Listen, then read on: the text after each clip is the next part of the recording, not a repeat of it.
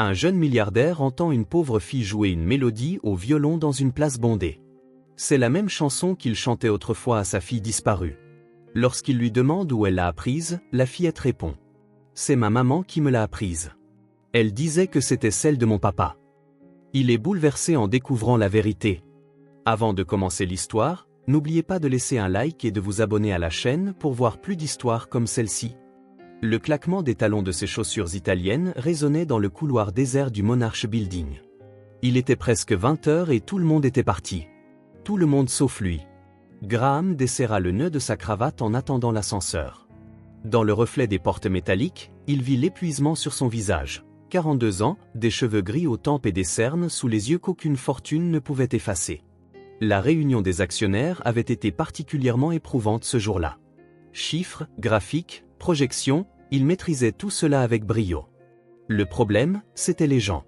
Ça l'avait toujours été. L'ascenseur arriva dans un doux tintement. Vide. Exactement comme il préférait. Dehors, New York palpitait sous le ciel aux teintes orangées du début de soirée. Graham avait un chauffeur à sa disposition, comme toujours, mais quelque chose le poussa à congédier la voiture d'un geste. « Je vais marcher un peu, Arthur. Vous pouvez y aller. » Le chauffeur parut surpris mais ne posa aucune question. Personne ne questionnait Graham Whitmore. Les rues bourdonnaient de vie, des gens rentrant du travail, des touristes prenant des photos, des vendeurs ambulants fermant leurs stands. Graham marchait, les mains dans les poches de son costume à $3000, indifférent à tout cela. Son esprit était encore dans la salle de réunion, fixé sur les chiffres à améliorer pour le prochain trimestre, sur les décisions qu'il devait prendre. C'est alors qu'il décida de couper par un petit square niché entre deux blocs commerciaux. L'endroit détonnait avec le rythme effréné de la ville, de vieux arbres, des bancs en bois, une petite fontaine au centre. À cette heure, peu de gens s'y attardaient. Et puis il l'entendit. Les premières notes firent s'arrêter Graham net, comme s'il avait reçu un coup de poing à l'estomac. Une mélodie douce, délicate, jouée au violon. Une mélodie qu'il connaissait par cœur. Astérisque, ça ne peut pas être ça, astérisque. Ses pas devinrent automatiques, guidés par le son qui l'attirait comme un aimant. Il contourna la fontaine et la vit. Assise sur l'un des bancs, une petite fille, pas plus de 6 ans. Elle portait une robe simple, un peu trop grande pour elle, et ses cheveux bruns étaient noués en une tresse désordonnée. Dans ses petites mains, un violon d'enfant qui avait clairement connu des jours meilleurs. Mais la musique était parfaite. Graham sentit le monde autour de lui disparaître. La mélodie le transporta dans un autre temps, un autre lieu. Une chambre peinte en jaune pâle, un berceau avec des mobiles en forme d'étoile, une femme aux cheveux sombres, souriante et douce, berçant un bébé pendant que lui, Graham, jouait cette même chanson. Astérisque, comment est-ce possible, astérisque. La fillette termina le morceau par une levée délicate de l'archet. C'est alors seulement qu'elle remarqua qu'on l'observait. Ses grands yeux marrons se fixèrent sur Graham avec la curiosité d'une enfant. « Tu joues magnifiquement bien, » dit-il, la voix plus rauque qu'il ne l'aurait voulu. L'enfant sourit, révélant un espace là où il lui manquait une dent de devant. « Merci, monsieur. » Graham sentit ses mains trembler. Il devait demander. Il devait savoir. « Cette chanson, où l'as-tu apprise ?» La fillette posa le violon sur ses genoux avec le soin de quelqu'un qui tient un trésor. « C'est ma maman qui me l'a apprise. Elle a dit que c'était celle de mon papa. » Quelque chose se brisa en Graham. Une fissure invisible mais profonde, comme de la glace fine sous un poids excessif. Ses yeux le brûlaient et il lui fallut toute sa force pour garder son sang-froid. « Ton papa ? » ?»« Oui, mais je ne l'ai jamais connu. » Elle haussa les épaules avec cette sorte d'indifférence dont seuls les enfants sont capables face aux grandes tragédies. « Maman dit qu'il est parti avant ma naissance. » Graham prit une profonde inspiration. Son esprit tournait à plein régime, cherchant une explication logique, rationnelle. Cette chanson ne pouvait pas exister. Il l'avait composée pour sa fille, pour Rebecca. Une chanson qui n'avait jamais été enregistrée, publiée ou partagée avec quiconque, à part sa femme. Sa femme, disparue. Sa fille, disparue. Toutes deux perdues dans l'incendie qui avait tout détruit, 7 ans plus tôt. La fillette l'observait, intriguée par son silence prolongé. Graham remarqua les détails qui lui avaient échappé au premier regard. La forme de son visage, le menton légèrement pointu, le petit nez retroussé, des traits familiers qui lui donnèrent des frissons. « Comment s'appelle ta maman ?» demanda-t-il, presque dans un murmure. La fillette hésita. « Elle n'aime pas que je parle aux inconnus. » Graham sentit un pincement de culpabilité. Bien sûr. Il ne devrait pas interroger une enfant seule dans un parc. Mais il devait en savoir plus. Tu as raison, excuse-moi de t'avoir posé la question. Il fit un pas en arrière, essayant de paraître moins intimidant. Je m'appelle Graham. La fillette sourit de nouveau. Enchanté, monsieur Graham. Moi, c'est Clara.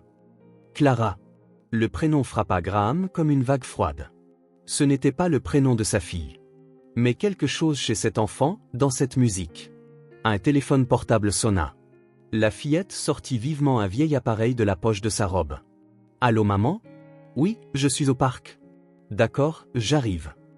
Elle raccrocha et commença à ranger son violon dans un étui cabossé. Je dois y aller. Maman m'attend à l'arrêt de bus. Graham voulut dire quelque chose, la retenir, poser d'autres questions, mais il se retint. C'était un plaisir de te rencontrer, Clara. Vous jouez aussi? Demanda-t-elle en se levant. Graham déglutit difficilement. Je jouais. Il y a longtemps. Clara lui fit un signe de la main et partit d'un pas pressé, l'étui à violon se balançant à son côté. Graham la regarda jusqu'à ce qu'elle disparaisse au coin de la rue, incapable de bouger. Quelques minutes plus tard, il était toujours debout au même endroit, sentant le monde tourner autour de lui. 7 ans d'isolement émotionnel. 7 ans à enfouir tout sentiment sous des couches et des couches de travail et de responsabilité. Et il n'avait fallu que quelques minutes, quelques notes de musique, pour que tout remonte à la surface. Graham finit par bouger, quittant le square d'un pas lourd. Son téléphone vibra dans sa poche. Probablement une autre urgence du travail, un autre problème que lui seul pouvait résoudre. Il l'ignora. Pour la première fois depuis des années, quelque chose de plus important occupait ses pensées. Quelque chose qu'il ne pouvait expliquer, mais qu'il ne pouvait ignorer. Cette chanson. Cette fille. Clara. Astérisque astérisque astérisque. Graham arriva à son Penthouse, totalement abasourdi. Il congédia le majordome d'un geste vague et se dirigea directement vers son bureau. Il se versa un whisky sec et le but d'une seule traite. Les notes de cette berceuse résonnaient encore dans son esprit, troublantes et familières. Une mélodie qui aurait dû mourir avec sa famille. Les mains tremblantes, Graham ouvrit le tiroir du bas de son bureau, celui qu'il gardait toujours verrouillé. À l'intérieur se trouvait une petite boîte en bois qu'il n'avait pas ouverte depuis des années. Il prit une profonde inspiration et souleva le couvercle. Là reposaient les seules choses qui avaient survécu à l'incendie, une alliance en or partiellement fondue, une photographie roussie sur les bords et quelques feuillets de musique manuscrite. La berceuse qu'il avait composée pour sa fille. La même qu'il venait d'entendre dans le parc. Graham ne dormit pas cette nuit-là. Il resta assis dans son fauteuil en cuir, la boîte en bois ouverte sur la table basse, un verre de whisky intact à côté de lui. Les partitions étaient étalées devant lui. Lorsque les premières lueurs de l'aube commencèrent à filtrer par les fenêtres, sa décision était prise. « Annulez tous mes rendez-vous aujourd'hui », dit-il au téléphone à sa secrétaire, qui ne put cacher sa surprise. En 15 ans, Graham Whitmore n'avait jamais annulé une journée entière de réunion. Il prit une longue douche, choisit des vêtements plus décontractés ou un jean et un pull gris, et partit avant de pouvoir changer d'avis. Dans l'ascenseur, son reflet montrait un homme bien différent du dirigeant inébranlable que tout le monde connaissait. La matinée était fraîche et claire. Graham marcha directement vers le petit square, un itinéraire qui semblait désormais gravé dans sa mémoire. Il s'assit sur un banc près de la fontaine et attendit, observant chaque passant. Son cœur s'accélérait chaque fois qu'il voyait un enfant portant un instrument de musique. Les heures passèrent. Midi, 13h. 14h. Aucun signe de la fillette. Graham commença à penser qu'il avait tout imaginé, que l'épuisement et la solitude l'avaient finalement rattrapé. Ou pire, qu'il ne la reverrait jamais. Puis il entendit le bruit de petits pas pressés. Il se tourna et elle était là. Clara. Portant son violon, vêtue de la même robe que la veille. Elle paraissait encore plus petite à la lumière du jour, ses cheveux bruns maintenant noués en 2 tresses inégales. Graham se figea, ne sachant comment aborder l'enfant. Mais elle lui épargna le dilemme. Elle le vit, lui adressa un grand sourire et lui fit un signe de la main. « Bonjour, monsieur Graham. » Il fut surpris qu'elle se souvienne de son nom. « Bonjour, Clara. » La fillette posa l'étui à violon par terre, l'ouvrit et commença à préparer son instrument. Graham remarqua une petite boîte en plastique devant l'étui, destinée de toute évidence à recueillir les dons. « Tu viens jouer ici tous les jours ?» demanda-t-il, gardant une distance respectueuse pour ne pas l'effrayer. « Presque tous les jours, répondit-elle, accordant les cordes avec une concentration surprenante pour quelqu'un de si jeune. Sauf quand il pleut ou que je dois aider maman à la maison. Ta maman sait que tu es ici toute seule? Clara leva les yeux au ciel, comme seuls les enfants savent le faire. Je ne suis pas un bébé, je sais marcher toute seule. Et le parc est à seulement 2 rues de la maison. Graham hocha la tête, ne voulant pas paraître critique. Bien sûr. Pardon de t'avoir posé la question. La fillette sourit de nouveau, sans aucune rancune. Ce n'est pas grave. Vous voulez entendre une chanson? J'adorais. Clara positionna le violon sur son épaule, ajusta son menton et ferma les yeux. Elle commença à jouer. Pas la berceuse cette fois, mais une mélodie entraînante que Graham reconnut comme un air folklorique populaire. Ses petits doigts dansaient sur les cordes avec une habileté impressionnante pour son jeune âge. Quelques passants s'arrêtèrent pour regarder. Un homme en costume laissa tomber quelques pièces dans la boîte. Une vieille dame applaudit quand Clara eut fini. La fillette les remercia d'une petite révérence. Graham sentit un nœud dans sa gorge. Voir cette petite enfant jouer pour quelques pièces l'affecta plus qu'il ne s'y attendait. Lorsque les autres badauds furent partis, il s'approcha de nouveau. « Tu joues très bien, Clara. Où as-tu appris ?»« Maman m'a appris les premières notes. Puis mademoiselle Elisa m'a donné des cours gratuits parce qu'elle disait que j'avais un talent naturel, dit-elle avec fierté.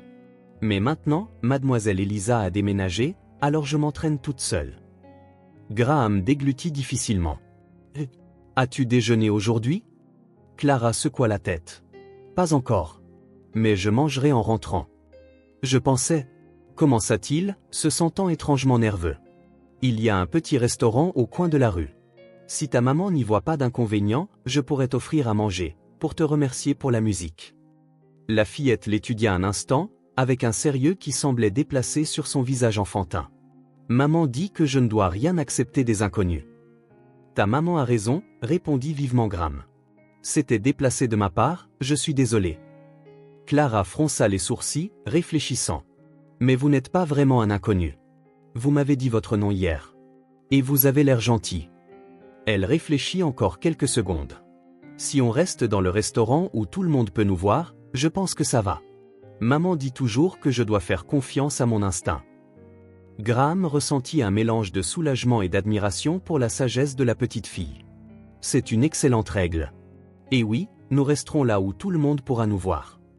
Clara rangea soigneusement son violon, ramassa les quelques pièces dans la boîte, Graham remarqua qu'il n'y avait pas plus de 5 ou 6 $, et marcha avec lui jusqu'au restaurant du coin. Elle n'essaya pas de lui tenir la main, gardant une distance raisonnable, ce que Graham trouva prudent. Le restaurant était simple, avec des comptoirs en formica et des tabourets pivotants. Une serveuse d'âge moyen les accueillit avec un sourire chaleureux. Graham choisit une table près de la fenêtre, visible de la rue. « Qu'est-ce qui te ferait plaisir ?» demanda-t-il à la fillette. Les yeux de Clara s'illuminèrent devant le menu. « Je peux commander n'importe quoi ?»« Bien sûr. »« Un hamburger avec des frites et un milkshake au chocolat, » dit-elle sans hésiter. Graham sourit, un sourire sincère pour la première fois depuis longtemps. « Ça me semble un excellent choix. » Il se tourna vers la serveuse. « Je prendrai la même chose, s'il vous plaît. » Pendant qu'ils attendaient, Clara regardait autour d'elle avec une curiosité enfantine, balançant ses jambes qui touchaient à peine le sol. « Vous travaillez près d'ici, monsieur Graham ?»« Oui, dans un grand immeuble à quelques rues d'ici. » Il hésita. « Clara, cette berceuse que tu jouais hier. Cette chanson pour dormir. »« La chanson de mon papa, » compléta-t-elle. « Oui. Elle est très belle. » Le visage de la fillette s'illumina. « C'est ma préférée. Maman a dit que papa l'avait composée spécialement pour moi, avant ma naissance. » Graham sentit un frisson. « Ta maman te parle beaucoup de ton papa ?» Clara haussa les épaules. « Parfois. Mais elle devient triste quand elle parle de lui, alors je ne demande pas beaucoup. » La serveuse apporta les milkshakes et Clara commença aussitôt à siroter le sien, se faisant une petite moustache de chocolat au-dessus de la lèvre. Graham l'observait, essayant de concilier ses soupçons grandissants avec la réalité qui s'offrait à lui. « Vous lui ressemblez, » dit soudain Clara. Graham faillit s'étouffer avec sa boisson. « À qui ?»« À mon papa, » dit-elle naturellement, comme si elle commentait la météo. « Maman a une photo de lui. Vous avez le même nez. » Le cœur de Graham battait la chamade. Avant qu'il ne puisse répondre, les hamburgers arrivèrent, interrompant le moment. Clara se jeta sur le sien avec avidité, tandis que Graham pouvait à peine avaler. C'est trop bon, s'exclama-t-elle entre deux bouchées. D'habitude, on ne mange des hamburgers que pour les occasions spéciales. Ah oui? Et quelles sont vos occasions spéciales? Mon anniversaire, Noël, et quand maman reçoit sa paie à la fin du mois. Graham essaya de garder une voix neutre. Et que fait ta maman comme travail? Elle fait des ménages. Parfois, elle fait du babysitting aussi. Et le soir, elle étudie pour devenir infirmière. On dirait qu'elle travaille très dur. Clara hocha la tête en grignotant une frite. Oui. Elle dit qu'un jour, elle aura un meilleur travail, et alors on habitera dans un appartement plus grand, avec une chambre rien que pour moi. Elle dit cela sans tristesse, énonçant simplement un fait. Mais ça va. Je l'aide en jouant dans le parc. Parfois, les gens donnent de l'argent. Les bons jours, je gagne 10 ou 15 $. Graham sentit sa poitrine se serrer. La fierté dans la voix de Clara à propos des quelques dollars qu'elle gagnait en jouant du violon. Une enfant de 6 ans ne devrait pas avoir à se soucier d'argent. Tu aimes vraiment jouer du violon, n'est-ce pas? Le visage de la fillette s'illumina. C'est la meilleure chose au monde. Quand je joue, c'est comme si je volais. Un jour, je jouerai sur une vraie scène, avec des gens debout qui applaudissent. Elle étendit les bras pour mimer. Comme dans les vidéos que mademoiselle Elisa me montrait. La détermination dans sa voix rappela à Graham sa propre jeunesse, avant que l'empire commercial ne le transforme en quelqu'un d'autre. Je pense que tu y arriveras, dit-il, surpris par la sincérité de ses propres mots. Clara sourit largement, révélant l'espace laissé par sa dent manquante. Maman le dit aussi. Elle dit que je suis spécial. Elle a raison. Ils finirent de manger, et Graham commanda une part de tarte aux pommes à partager pour le dessert. Clara l'apprécia tellement qu'il en commanda une autre pour qu'elle l'emporte à la maison. Pour ta maman, expliqua-t-il. Les yeux de la fillette s'écarquillèrent. Elle va adorer. La tarte aux pommes, c'est sa préférée. Quand ils eurent terminé, Graham paya l'addition et raccompagna Clara jusqu'à la porte du restaurant. Merci pour le déjeuner, monsieur Graham. C'était le meilleur hamburger que j'ai jamais mangé. Tout le plaisir était pour moi, Clara. Il hésita. Tu joueras demain aussi? Je pense, oui. S'il ne pleut pas.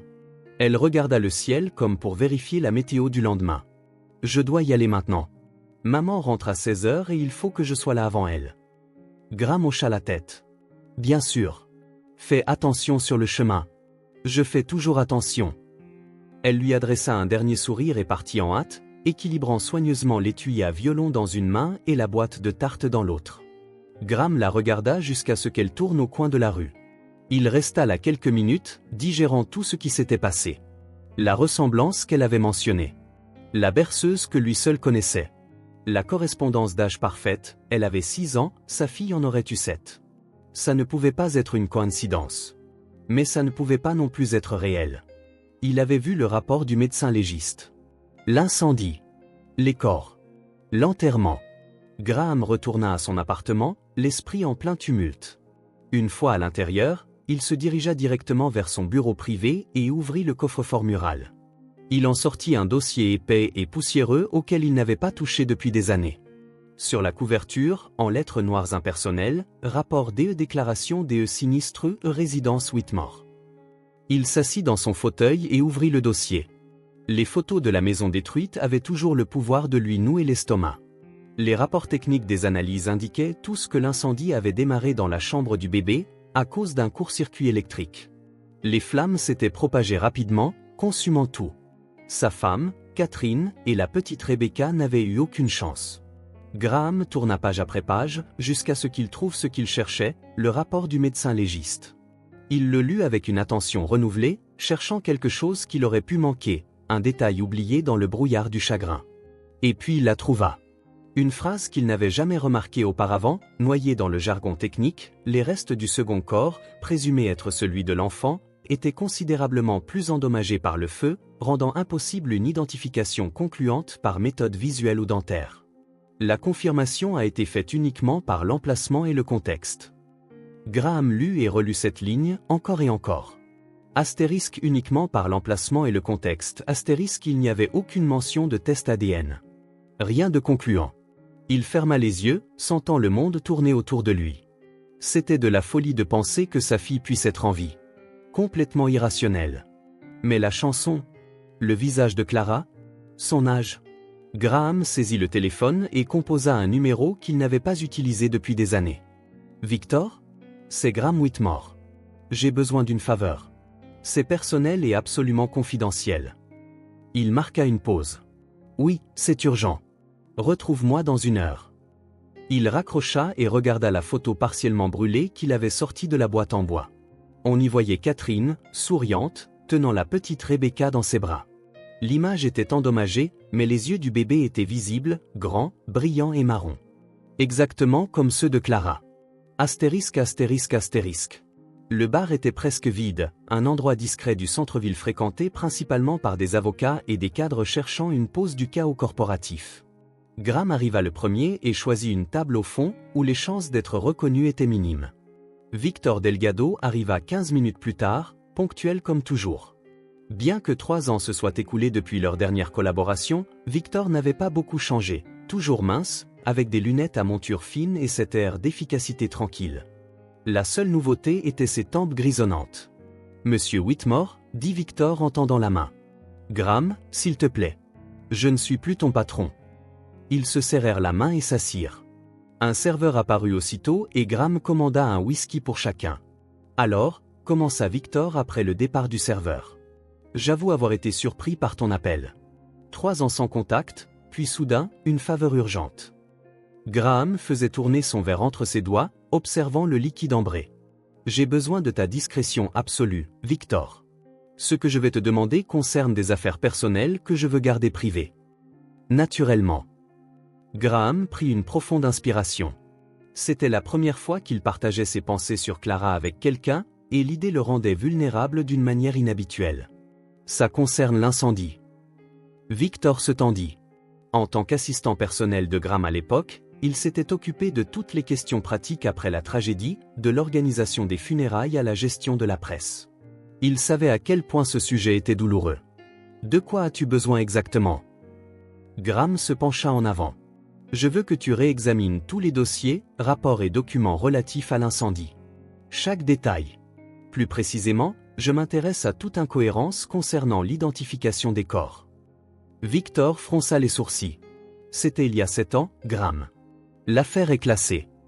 Je sais, dit Graham, plus sèchement qu'il ne l'aurait voulu. Il baissa la voix.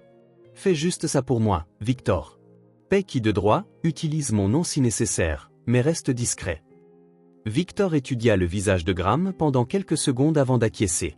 Je dois savoir pourquoi. Si je dois fouiller à nouveau dans ses archives, je mérite de savoir ce qui te motive. Graham hésita. C'était une demande juste, mais comment expliquer quelque chose qu'il comprenait à peine lui-même? J'ai rencontré une fille, dit-il finalement. Elle a 6 ans. Elle joue du violon dans un square près du bureau.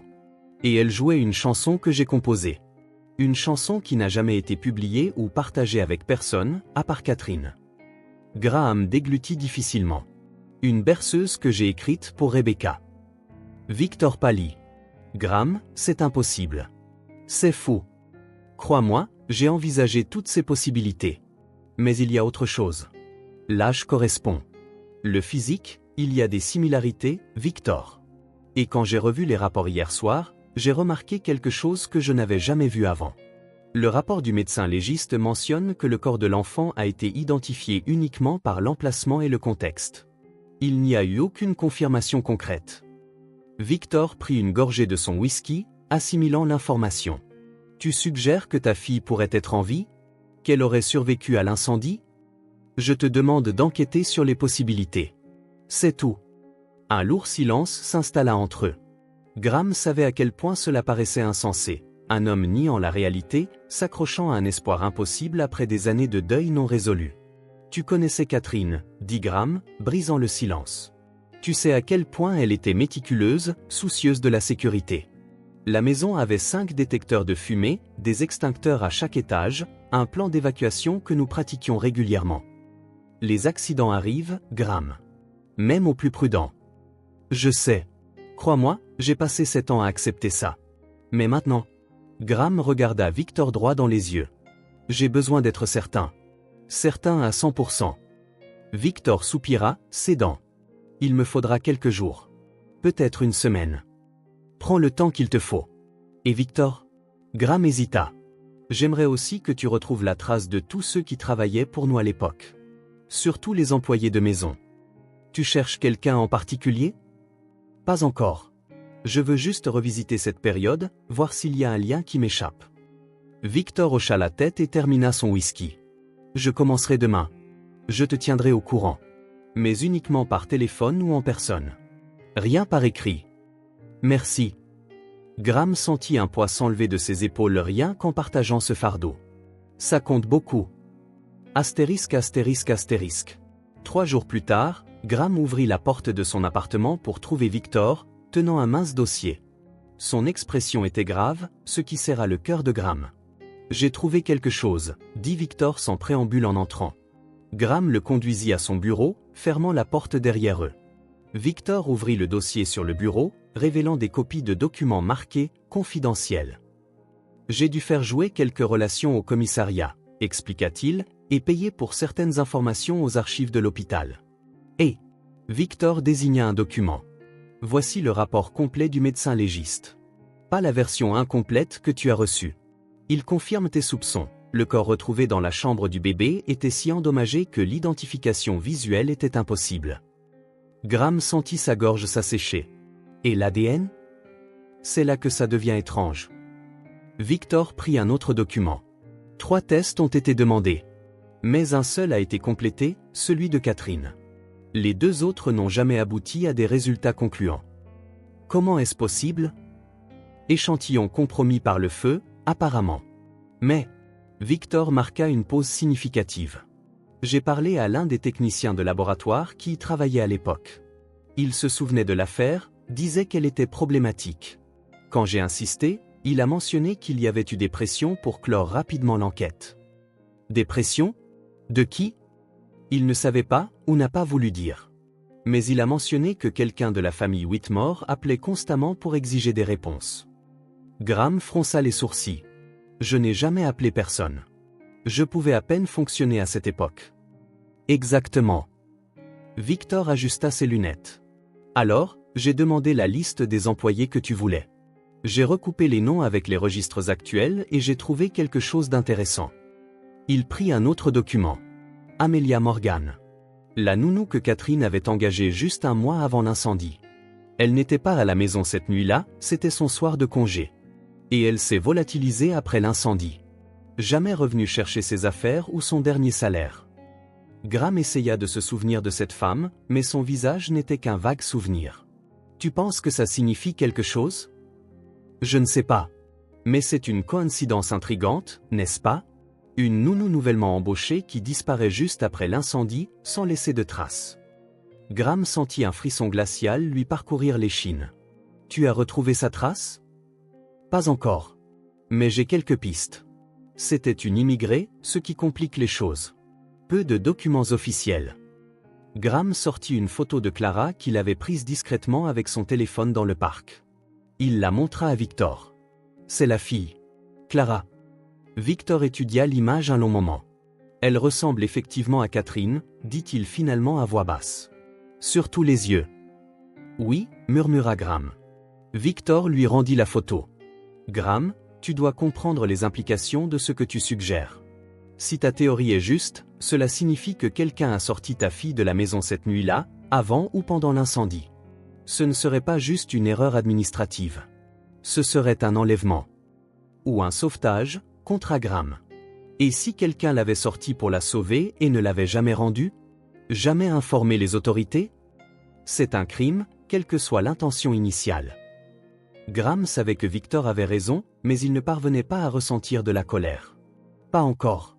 La possibilité que Rebecca soit en vie, que Clara soit sa fille, éclipsait tout le reste. Continue d'enquêter, dit-il en rangeant la photo. Je veux tout savoir sur Amelia Morgan. Et j'ai besoin de plus d'informations sur cet incendie. S'il n'était pas accidentel. Il laissa la phrase en suspens, incapable de formuler la possibilité qui prenait forme dans son esprit. Victor hocha la tête, n'ayant pas besoin d'entendre la suite. Je découvrirai ce qu'il en est. Mais Graham, ajouta-t-il. Garde la tête froide. Ne t'approche pas trop de cette fille tant que nous ne sommes pas sûrs. Pour son bien et le tien. Graham acquiesça, mais il savait qu'il était bien trop tard pour ce conseil. La pensée de Clara avait déjà pris racine profondément dans son cœur. La graine du doute devenait une obsession. Astérisque, astérisque, astérisque. Les semaines qui suivirent prirent un rythme que Graham n'aurait jamais pu anticiper dans sa vie méticuleusement organisée. Le matin, il travaillait avec une intensité renouvelée, concentrant réunions et décisions majeures en quelques heures. L'après-midi, et dès qu'il le pouvait, il trouvait une excuse pour partir plus tôt. Ses cadres remarquèrent le changement mais n'osèrent pas le questionner.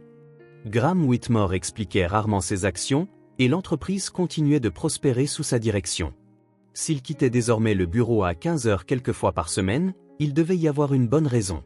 Sa destination était toujours la même, le petit square où Clara jouait de son violon. Aujourd'hui, il la trouva assise sur un banc, concentrée sur un cahier d'exercices scolaires. Le violon reposait dans son étui à côté d'elle.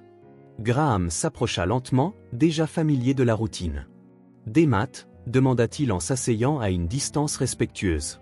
Clara leva les yeux et sourit en le reconnaissant.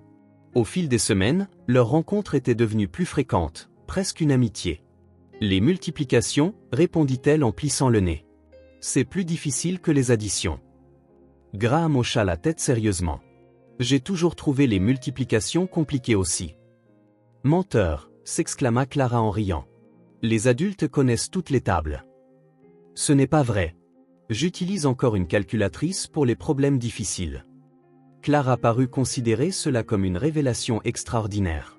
Elle ferma son cahier et le rangea soigneusement dans son sac à dos usé. « Tu as fini tes devoirs ?» demanda Graham. « Je finirai à la maison.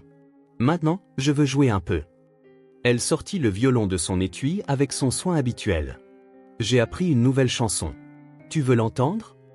Graham sentit sa poitrine se réchauffer devant son excitation. « Bien sûr. » Clara positionna l'instrument et commença à jouer une version simplifiée de « Somewhere Over the Rainbow ». Quelques notes étaient fausses, mais la mélodie était reconnaissable et touchante.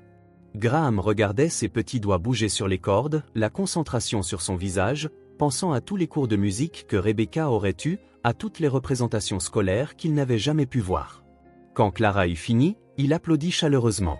« J'apprends encore » dit-elle en rougissant légèrement. « Le milieu est difficile. » « C'était charmant » répondit Graham. « Où l'as-tu apprise ?»« À la bibliothèque du quartier. Il y a une dame qui donne des cours de musique gratuits le samedi. » Clara sourit fièrement. « Elle a dit que j'avais une bonne oreille. » Graham hocha la tête. « Elle a raison. » Comme c'était devenu leur habitude, ils marchèrent jusqu'au restaurant du coin. Le personnel les reconnaissait déjà. La serveuse souriait en les voyant entrer et commençait à préparer un milkshake au chocolat pour Clara avant même qu'elle ne le demande. « Comment s'est passée ta semaine à l'école ?» demanda Graham pendant qu'ils attendaient leur commande. Clara commença à lui raconter son institutrice, ses camarades de classe, le projet scientifique sur lequel il travaillait. Elle parlait avec le même sérieux des difficultés de la multiplication ou de la fille qui lui avait tiré les cheveux pendant la récréation. Graham écoutait attentivement, fasciné par chaque détail de sa vie. Parfois, il devait se rappeler qu'il était aussi là en tant qu'enquêteur, pas seulement comme un ami. Victor cherchait toujours Amelia Morgan, mais sans grand succès jusqu'à présent. Les archives étaient rares et les années avaient effacé de nombreuses pistes. « Monsieur Graham ?» La voix de Clara le ramena au présent. « Vous avez l'air triste. » Graham cligna des yeux, surpris par la perception aiguë de la fillette. « Je ne suis pas triste. Je pense juste à des choses tristes, insista-t-elle, le fixant de ses intenses yeux marrons si semblables à ceux de Catherine. Peut-être un peu, admit. Parfois, les adultes pensent à des choses compliquées. Clara hocha la tête, comme si elle comprenait parfaitement. Maman fait cette tête aussi, parfois. Quand elle croit que je ne regarde pas. Graham sentit un pincement de culpabilité. Il n'avait jamais directement posé de questions sur la mère de Clara, bien que sa curiosité le dévorât. Une partie de lui avait peur de ce qu'il pourrait découvrir, que ce soit la femme qui aurait pu enlever sa fille. Une autre partie, plus rationnelle, savait qu'il avait besoin de plus de preuves avant toute confrontation. « Ta maman travaille beaucoup, n'est-ce pas ?» demanda-t-il négligemment. « Oui. Elle nettoie 3 maisons différentes. Et le soir, elle étudie. » Clara prit une gorgée de son milkshake. « Mais le week-end, on fait des choses amusantes ensemble. Si on a assez d'argent, on va au cinéma ou au musée. Ça a l'air super. » Ça l'est. Clara hésita, jouant avec sa paille. Monsieur Graham, je peux vous poser une question? Bien sûr. Pourquoi vous aimez tant me parler? Les adultes ne parlent pas autant aux enfants d'habitude. La question le prit au dépourvu. Graham sentit son cœur s'accélérer, ne sachant comment répondre sans en révéler trop. Je trouve que tu es une excellente compagnie, dit-il finalement. J'aime t'entendre jouer et discuter avec toi. Tu es spécial. Clara sourit, satisfaite de cette réponse. Vous êtes plus gentil que tonton Conrad. Graham se figea. Tonton Conrad? C'est le frère de maman, expliqua Clara, ne remarquant pas l'attention soudaine de Graham. Il n'aime pas beaucoup les enfants. Il râle toujours quand il vient à la maison. Graham tenta de garder une voix neutre. Il vient souvent chez vous? Non, seulement quand il a besoin de parler à maman de trucs d'adultes. Clara haussa les épaules. Je reste dans ma chambre quand il vient. Il est ennuyeux. Graham hocha la tête, traitant l'information. Conrad était un prénom courant, bien sûr. Ce devait être une coïncidence. Ce devait l'être. Quand ils eurent fini de manger, Graham paya l'addition et raccompagna Clara, mais seulement jusqu'à l'entrée du square, respectant les limites fixées par Clara et sa mère absente. Merci pour le goûter, monsieur Graham, dit-elle en ajustant son sac à dos et son étui à violon. Tout le plaisir était pour moi. Clara hésita un instant, puis, dans un geste rapide et inattendu, elle serra Graham dans ses bras. Cela dura quelques secondes à peine, juste assez pour qu'il sente l'odeur de shampoing pour enfant dans ses cheveux, qu'il sente le petit poids chaud de son corps. Avant qu'il ne puisse réagir, elle s'était déjà écartée, lui faisant un signe de la main en courant vers le coin de sa rue. Graham resta là, submergé par une émotion qu'il ne pouvait nommer, un sentiment qui lui montait à la gorge. Le vide qu'il portait depuis des années semblait un peu moins grand, comme si Clara comblait lentement ces espaces brisés en lui. Ce soir-là, Graham s'assit seul dans son appartement, fixant les lumières de la ville par la fenêtre. Pour la première fois en 7 ans, il s'autorisa à imaginer un avenir différent. Un avenir où il ne serait pas seul. Un avenir où des rires d'enfants résonneraient dans les pièces autrefois vides. Son téléphone sonna, interrompant ses pensées. Graham? C'était la voix de Victor, intense et urgente. J'ai retrouvé Amelia Morgan. Astérisque astérisque astérisque. L'adresse est le 347 Maple Street, appartement 2C, dit Victor au téléphone. Un vieil immeuble dans l'est de la ville. Loyer modeste, mais le quartier est correct. Elle travaille comme femme de ménage pour 3 familles et étudie pour devenir infirmière le soir. Exactement comme la fille l'a mentionné.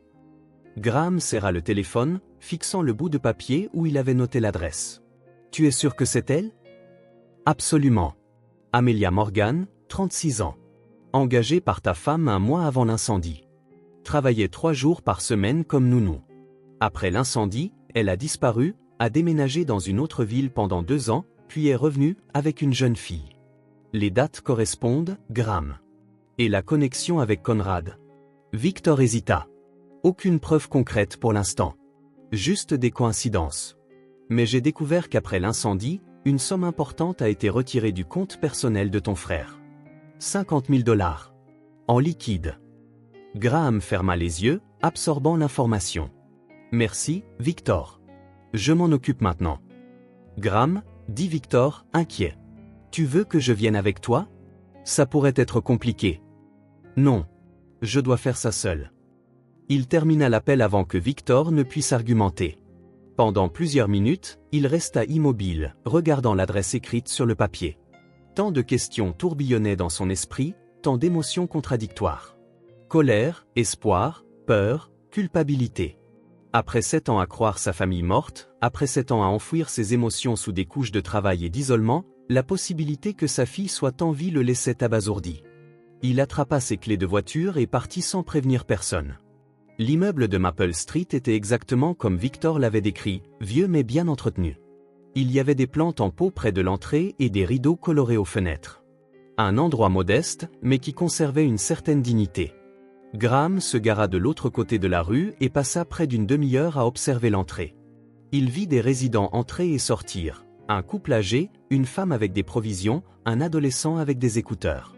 Des gens ordinaires menant des vies ordinaires. Finalement, il trouva le courage de traverser la rue. Le hall d'entrée était propre, avec un petit panneau de boîte aux lettres. Pas d'interphone ni de concierge, juste une porte menant à la cage d'escalier. Graham monta lentement jusqu'au 2e étage, son cœur battant plus fort à chaque marche qui le rapprochait de l'appartement 2C. Il s'arrêta devant la porte un long moment. De l'autre côté, il pouvait entendre une douce musique. Quelqu'un pratiquant le violon. Clara, probablement. La mélodie était simple et douce, interrompue de temps en temps quand elle manquait une note et recommençait. Avant de perdre son courage, Graham frappa à la porte. La musique s'arrêta brusquement. Il entendit de légers bruits de pas s'approcher, puis la porte s'entr'ouvrit de quelques centimètres, retenue par une chaîne de sécurité. Une femme de taille moyenne, cheveux bruns noués en un chignon simple, des yeux méfiants, regarda par l'interstice. « Oui » demanda-t-elle d'une voix contrôlée. Graham essaya de parler, mais les mots restèrent coincés dans sa gorge. Soudain, il se souvint vaguement de ce visage. L'une des nombreuses employées de maison qui étaient passées par le manoir. Une présence périphérique qu'il avait à peine remarquée à l'époque. « Je suis Graham Whitmore », parvint-il enfin à dire. La femme ne montra aucune surprise. Ses yeux se plissèrent légèrement, et elle déglutit avant de répondre « Je sais qui vous êtes ». Un silence tendu s'installa entre eux. Graham remarqua que ses doigts tremblaient sur la chaîne. « Nous devons parler », dit-il en gardant la voix basse. « À propos de Clara. » Mentionner le prénom de la fillette fit basculer quelque chose dans l'expression de la femme. Un mélange de peur et de résignation, comme si elle avait toujours su que ce moment viendrait. « Maman, c'est qui ?» La petite voix de Clara résonna en arrière-plan.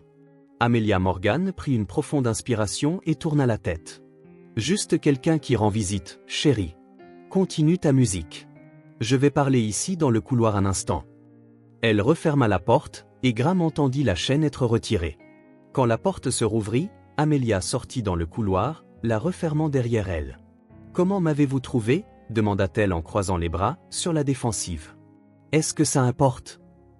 Graham luttait contre le tourbillon d'émotions qui menaçait de le submerger. « Ce qui importe, c'est Clara. C'est ma fille, n'est-ce pas? C'est Rebecca. » Amelia ferma les yeux un instant, comme pour encaisser un coup physique. Quand elle les rouvrit, ils brillaient d'une détermination féroce.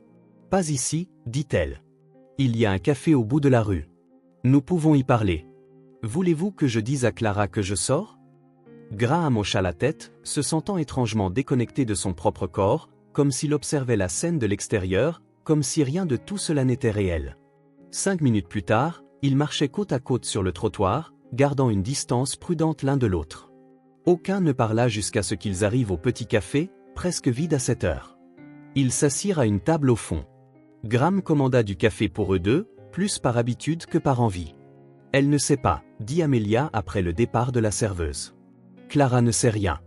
Sur qui elle est vraiment. Sur ce qui s'est passé. Alors, que s'est-il passé? La voix de Graham était calme, contrôlée, mais chargée de tension. Parce que tout ce que je sais, c'est que ma fille est morte dans un incendie il y a 7 ans. Du moins, c'est ce qu'on m'a fait croire. Amelia regarda ses propres mains, serrées l'une contre l'autre sur la table. Pendant quelques secondes, elle parut peser ce qu'elle allait dire, ou si elle allait dire quoi que ce soit.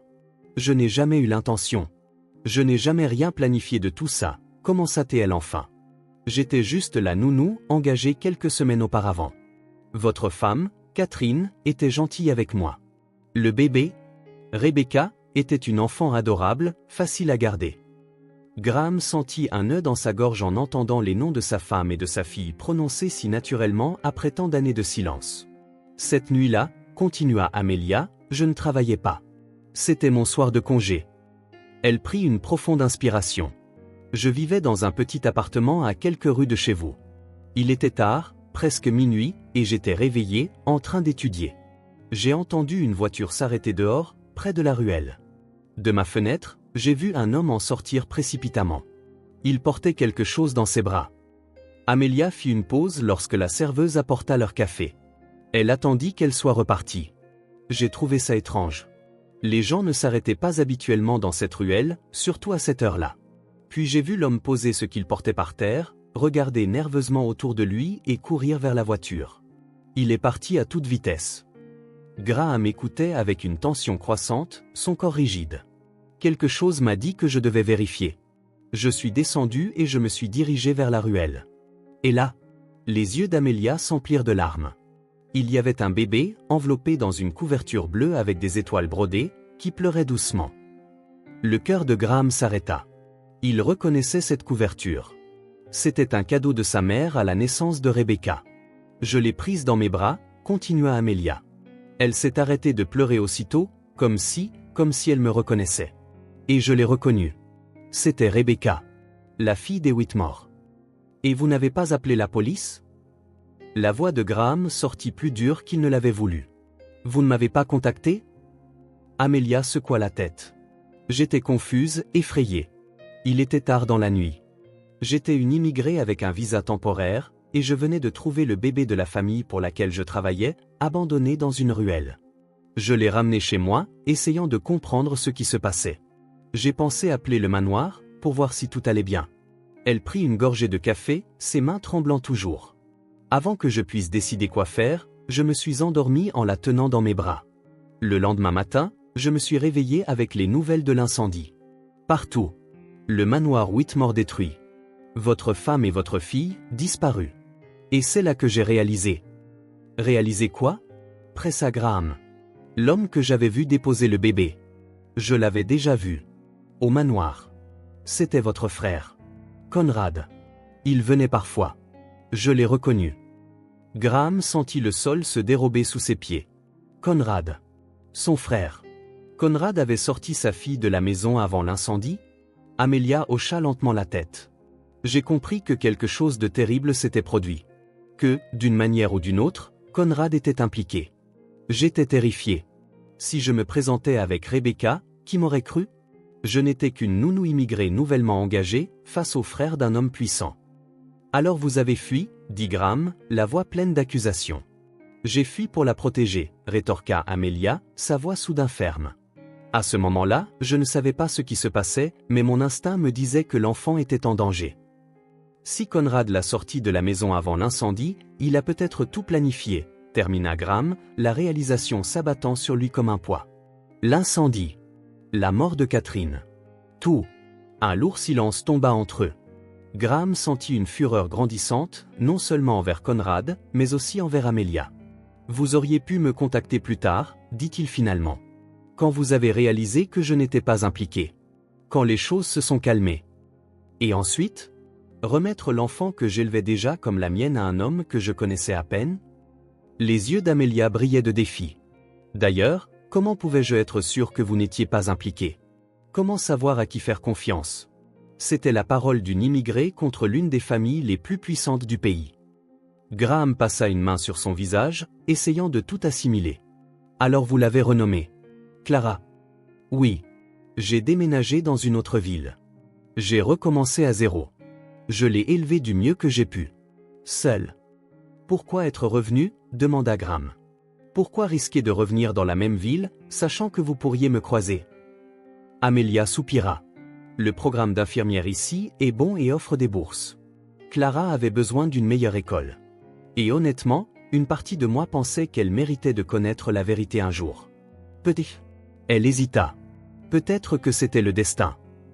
Graham regarda par la fenêtre du café, observant les gens passer, inconscient du drame qui se jouait à l'intérieur. Son esprit était un tourbillon d'émotions contradictoires. Pendant 7 ans, dit-il doucement, il n'y a pas eu un seul jour où je n'ai pas pensé à elle. Où elle ne m'a pas manqué. Où je ne me suis pas demandé si j'aurais pu faire quelque chose différemment. Amelia l'observa en silence. Et pendant tout ce temps, mon propre frère. Graham déglutit, incapable de finir la phrase. Pourquoi ? Pour le contrôle de l'entreprise ? Pour l'argent ? Je ne sais pas, répondit Amelia. Je n'ai jamais vraiment compris. Mais je sais qu'il l'a laissé en vie. Il aurait pu. Elle ne termina pas la terrible pensée. Graham ferma les yeux un instant, laissant la réalité s'installer. Quand il les rouvrit, une nouvelle résolution y brillait. J'ai besoin d'être sûr, dit-il. Un test ADN. Amelia hocha lentement la tête. Je sais. Je m'y attendais.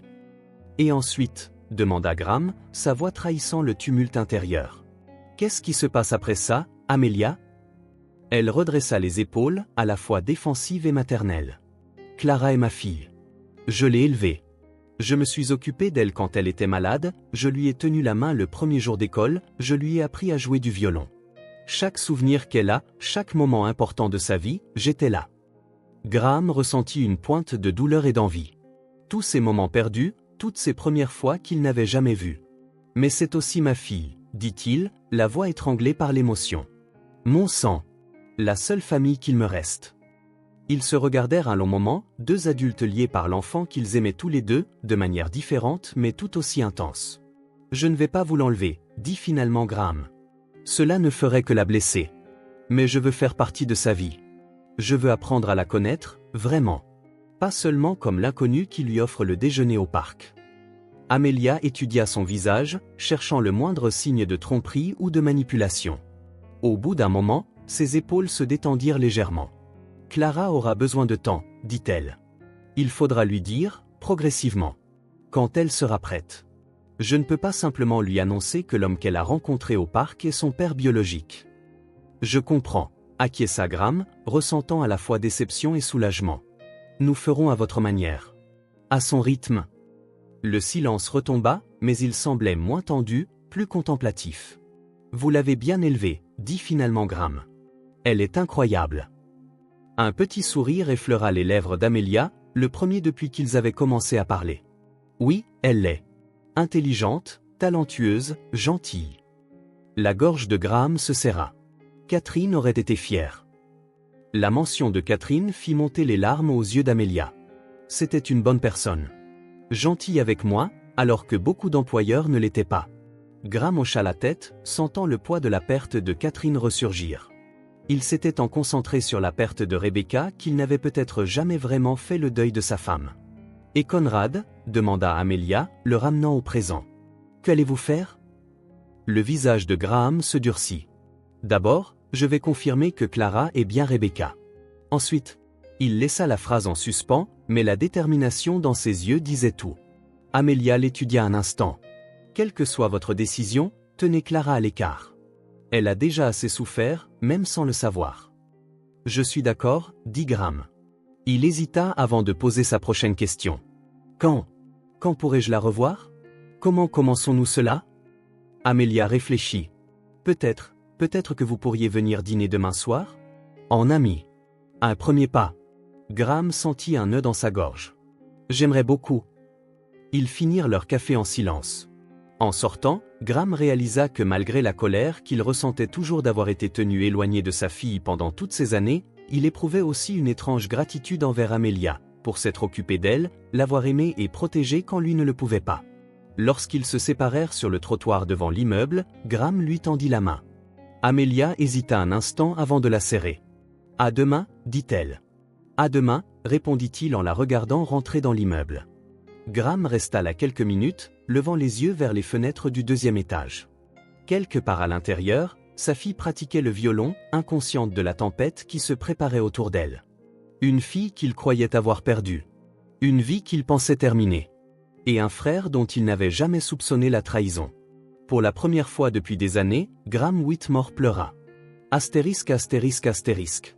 Graham fixait l'enveloppe posée sur son bureau. Blanche, banale, ne donnant aucun indice sur son contenu qui allait changer sa vie. Victor la lui avait remise une demi-heure plus tôt, sans un mot, sauf « c'est fait ». Rien de plus n'était nécessaire. 3 semaines s'étaient écoulées depuis sa confrontation avec Amelia. 3 semaines de dîner prudent dans le petit appartement, où Graham gagnait lentement la confiance de Clara en tant qu'ami de la famille. 3 semaines à observer chaque geste, chaque sourire, chaque expression, cherchant des signes de Catherine, de lui-même. 3 semaines à attendre la confirmation qui se trouvait maintenant dans cette enveloppe. Les doigts légèrement tremblants, Graham brisa le seau et sortit les feuillets. Rapport de test de paternité ADN. Des chiffres, des statistiques, des termes scientifiques. Ses yeux les parcoururent jusqu'à trouver la conclusion, la probabilité de relation biologique entre le sujet masculin Graham Whitmore et le sujet féminin mineur Clara Morgan est de 99,999 998%, confirmant une relation père-fille. Même s'il le savait déjà dans son cœur, le voir confirmé noir sur blanc fit expirer à Graham un souffle qu'il n'avait pas réalisé retenir. Clara était Rebecca. Sa fille. Sa petite fille. Vivante. Des larmes silencieuses coulèrent sur son visage alors qu'une tempête d'émotions le submergeait. La joie immense devant le miracle d'avoir retrouvé sa fille, la douleur cuisante des 7 années perdues, et une colère profonde et grandissante envers l'homme qui avait orchestré tout cela. Conrad. Son propre frère. Graham se leva et se dirigea vers la fenêtre, regardant la ville en contrebas. L'enquête discrète menée par Victor avait découvert d'autres pièces du puzzle ces dernières semaines. Le retrait des 50 000 $ du compte de Conrad juste après l'incendie, les appels téléphoniques au laboratoire pour presser la fin de l'enquête, la modification de l'importante police d'assurance vie au nom de Graham quelques semaines auparavant, avec Conrad comme bénéficiaire secondaire si l'héritière principale, Rebecca, venait aussi à décéder. Tout pointait vers un plan méticuleux, éliminer Catherine, qui avait commencé à remettre en question certaines pratiques financières dans l'entreprise, et le bébé, laissant Conrad seul bénéficiaire si quelque chose arrivait à Graham. L'incendie avait été mis en scène pour ressembler à un accident. Ce que Conrad n'avait pas prévu, c'était sa propre conscience. Au dernier moment, il n'avait pu se résoudre à laisser mourir sa nièce. Au lieu de cela, il l'avait abandonnée près de l'immeuble d'Amelia, espérant peut-être que quelqu'un la trouverait, agissant peut-être sans réfléchir clairement. Un moment de pitié réticente qui avait finalement sauvé la vie de la fillette. « Monsieur », la voix de sa secrétaire retentit via l'interphone. « Monsieur Conrad Whitmore est ici pour vous voir. » Sans rendez-vous. Graham sentit son corps se raidir. La coïncidence était troublante, comme si Conrad sentait que son secret avait été découvert. Ou peut-être était-ce simplement l'univers qui offrait une opportunité de confrontation. « Faites-le entrer », répondit Graham, rangeant rapidement le rapport ADN dans le tiroir de son bureau. Conrad entra avec son assurance habituelle, portant un costume impeccable et ce sourire facile qu'il utilisait dans les réunions d'affaires. Âgé de 45 ans, il n'avait que 3 ans de plus que Graham, mais les années avaient été plus clémentes avec lui, moins de rides, des cheveux encore sombres, l'apparence de quelqu'un qui n'avait jamais porté le poids du deuil. « Graham, j'espère que je ne te dérange pas en plein travail important. Que puis-je faire pour toi, Conrad ?» La voix de Graham était neutre, contrôlée, bien que son cœur martelât violemment contre ses côtes. Conrad sembla sentir quelque chose de différent dans l'accueil de son frère, mais il continua, prenant place sans y être invité. « Je passais juste pour discuter de la proposition de fusion avec le groupe Miller. Les chiffres ont l'air bons, mais je pense qu'on peut pousser pour obtenir de meilleures conditions. » Il sourit. « Et puis, ça fait un moment qu'on ne s'est pas vu en dehors des réunions formelles. Comment va la vie, frangin ? J'ai entendu dire que tu sortais un peu plus du bureau ces derniers temps. » La familiarité dans le ton de Conrad, l'aisance avec laquelle il parlait à faire comme si de rien n'était, souleva le cœur de Graham. « Je vais bien, répondit-il sèchement. La fusion peut attendre la réunion de vendredi. » Conrad haussa les sourcils, surpris par la froideur. « Très bien.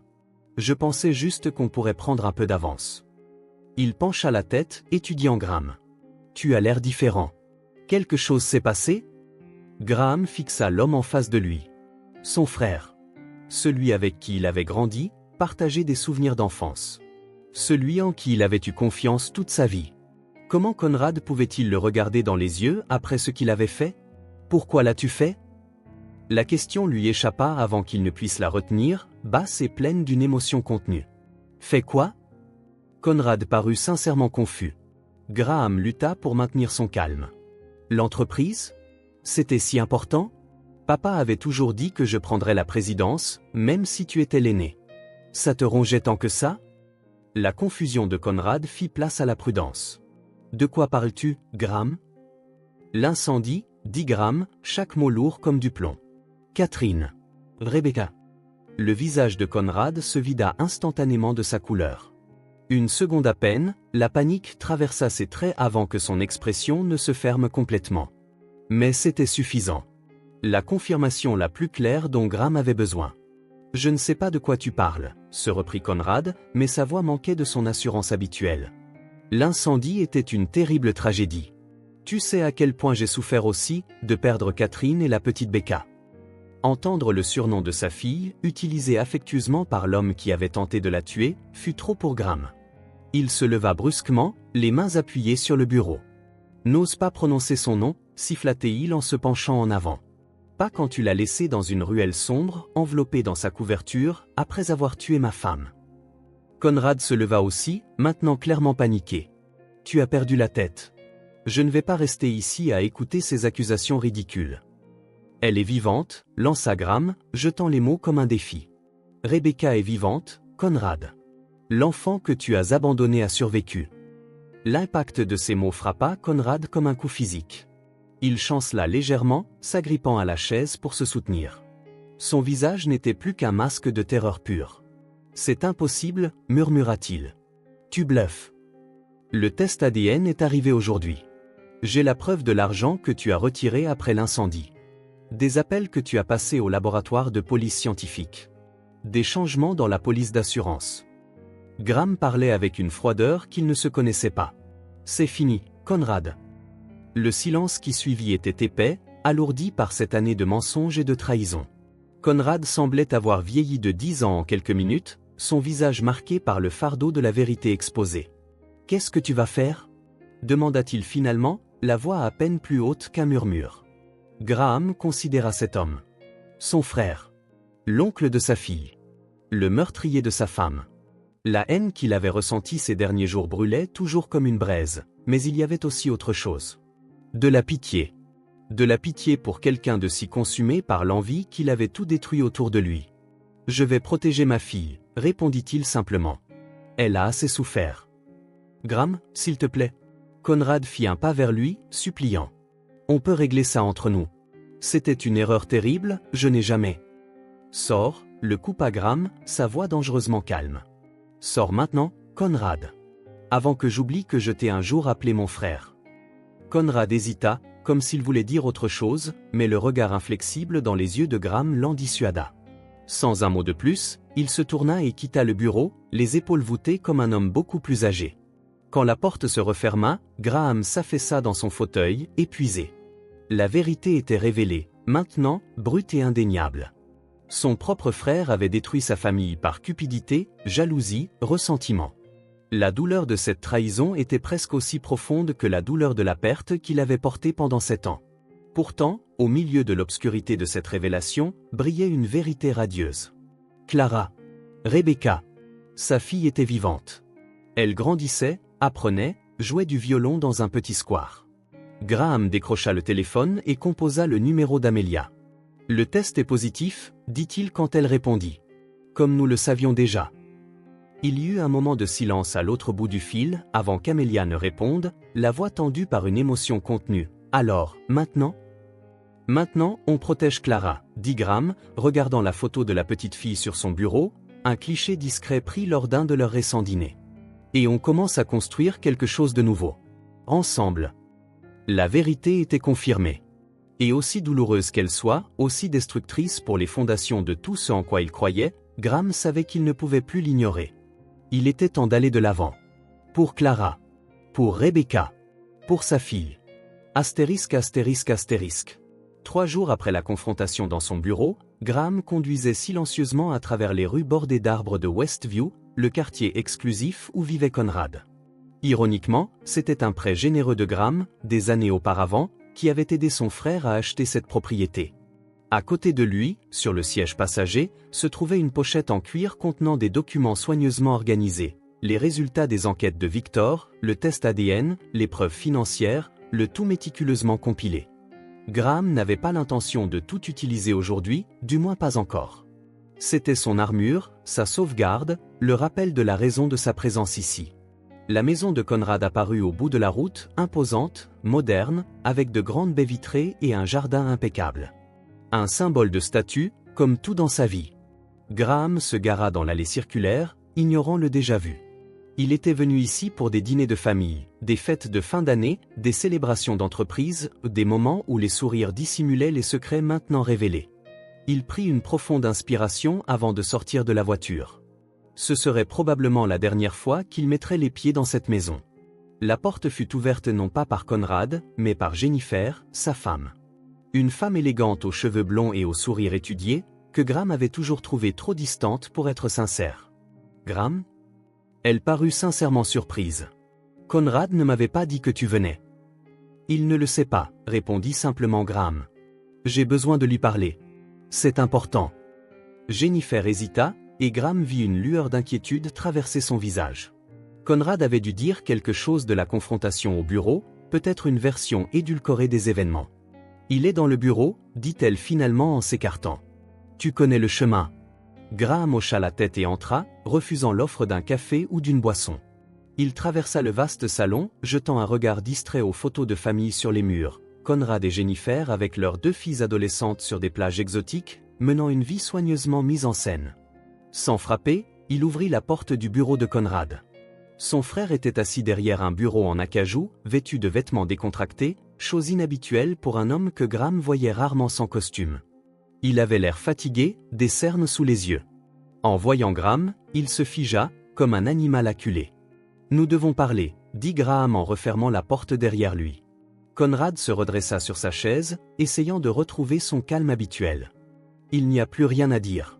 Tu m'as accusé de choses absurdes et je... » « Arrête », le coupa Graham, la voix calme et ferme. « Je ne suis pas ici pour entendre d'autres mensonges. » Il posa la pochette sur le bureau et prit place en face de Conrad. Ils ne parlèrent pas pendant plusieurs instants. Le tic-tac de la vieille horloge sur le mur était le seul son. « Pourquoi » demanda finalement Graham, le seul mot lourd de cette année de douleur. Conrad détourna le regard, se concentrant sur la fenêtre qui donnait sur le jardin. Dehors, le monde continuait, inconscient du drame qui se jouait entre ses murs. « Tu as toujours été le favori », dit Conrad après un long silence, sa voix presque un murmure. « Avec papa, avec les professeurs, avec tout le monde. Graham le brillant. Graham le responsable. Graham l'héritier naturel. » L'amertume dans ces mots surprit Graham. Il avait su qu'il y avait un certain ressentiment, mais n'avait jamais imaginé qu'il était si profond. Alors c'était l'envie? La jalousie? Graham essaya de contrôler sa voix. « Tu as tué Catherine et tenté de tuer une enfant innocente, ta propre nièce, pour un complexe d'infériorité ?» Conrad le regarda enfin dans les yeux, la colère et la honte s'y mêlant. « Ce n'était pas censé blesser qui que ce soit. Le plan était juste de te faire peur. Te montrer que tu n'étais pas si parfait, que tu ne pouvais pas protéger ta famille. » Un incendie, Conrad? L'incrédulité de Graham était palpable. Comment un incendie pouvait-il ne blesser personne? C'était l'idée du type que j'ai engagé, dit Conrad rapidement, comme si rejeter une partie de la faute pouvait atténuer sa culpabilité. Ça devait être petit, contrôlé. Juste une frayeur. Mais, les choses ont mal tourné. Graham sentit le sang bouillir dans ses veines. Mal tourné? Catherine est morte dans cet incendie. Les traits de Conrad se tordirent dans un mélange grotesque de remords et d'autopréservation. Je n'ai jamais voulu ça, tu dois me croire. Quand j'ai appris ce qui s'était passé, j'étais dévasté. Mais pas assez dévasté pour avouer, rétorqua Graham. Pas assez dévasté pour dire la vérité pendant 7 ans, pendant que tu me regardais me noyer dans le chagrin, devenir une coquille vide. Conrad ne répondit pas. Il n'y avait pas de réponse possible. Et Rebecca, insista Graham, chaque mot destiné à couper comme une lame. Que allais-tu faire d'elle? Son frère déglutit. Je l'ai sortie de la maison avant l'incendie. Sur une impulsion, je suppose. Je ne pouvais pas. Je ne pouvais pas laisser une enfant mourir. Alors tu l'as jetée dans une ruelle sombre comme un déchet, cracha presque les mots Graham. Ah bébé, Conrad. Ta nièce. Je savais que cette zone était fréquentée, se défendit faiblement Conrad. Quelqu'un la trouverait vite. Et ils l'ont trouvée, non? Elle est vivante. Par chance. Par miracle. Pas grâce à toi. Conrad baissa la tête. Quand il parla de nouveau, sa voix tremblait. Qu'est-ce que tu vas faire? La police? La presse? Graham étudia l'homme en face de lui. Le frère qu'il avait aimé. L'oncle de son enfant. Le meurtrier de sa femme. La haine des derniers jours brûlait toujours en lui, mais aussi une sombre pitié pour quelqu'un de si brisé par l'envie qu'il avait tout détruit autour de lui.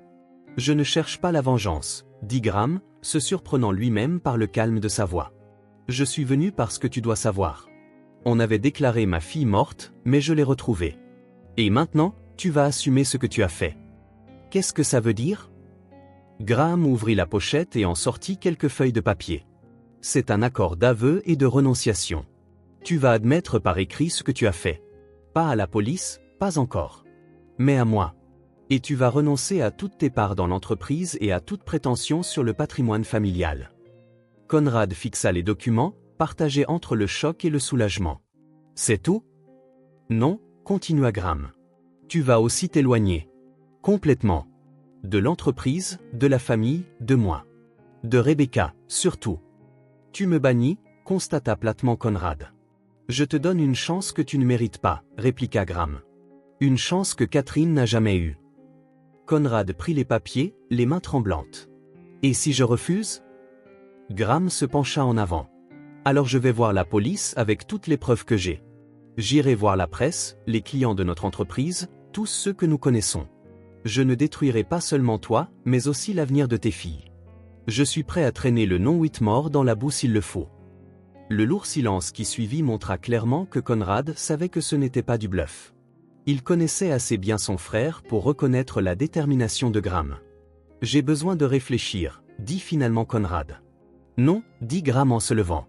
Tu décides maintenant. Je ne partirai pas sans une réponse. » Conrad fixa les documents quelques secondes de plus, puis prit un stylo. Avec un soupir de défaite, il commença à signer. Graham regarda en silence, ressentant non pas la satisfaction attendue, mais un vide creux. Il n'y avait pas de victoire ici, seulement la clôture d'un chapitre sombre. Quand Conrad eut fini, Graham rassembla les papiers et les remit dans la pochette. « J'aimerais pouvoir te dire qu'un jour, je pourrais peut-être te pardonner, » dit-il en croisant une dernière fois le regard de son frère. « Mais je ne vais pas te mentir comme tu m'as menti pendant toutes ces années. » Conrad hocha la tête, la défaite gravée sur chaque ligne de son visage. « Tu vas le lui dire? Rebecca? Elle s'appelle Clara maintenant, dit Graham. Et elle ne saura que ce qu'elle a besoin de savoir, quand elle en aura besoin. En ce qui la concerne, tu n'existes pas, Conrad.